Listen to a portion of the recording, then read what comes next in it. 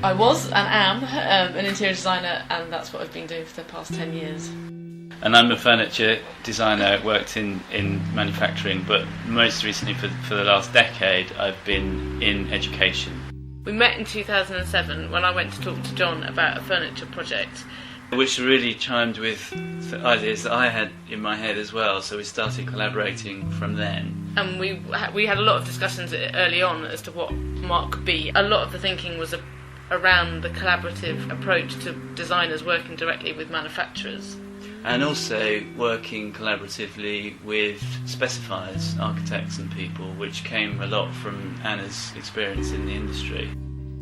One of the aims of Mark is that we can have ranges of products that can stand alone or can be combined with other people's products within a space.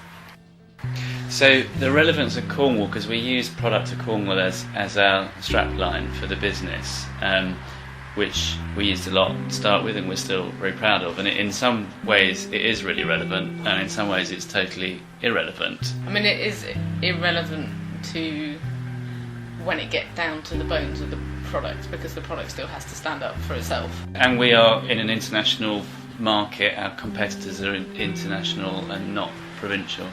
Where it is relevant is all to do with the sustainable, ethical, economic argument, in that we want to source locally, we want to invest in an industry and in a community, and also it gives us very close control. Having worked in other places, in Cornwall there is a really good interrelationship between industries and businesses, and it's that sort of building a team thing which is very dynamic about this part of the world. Within the next 10 years, I would like Mark to be standing up with the likes of the other British furniture brands that have established themselves in more recent years. I would say in 10 years' time, I would hope that the range that we have at the moment is still current and being used and specified, but it'll also obviously be much bigger. And I want people's attitudes of procuring furniture to take more interest as to the origins and to be as passionate about where it's from as we are.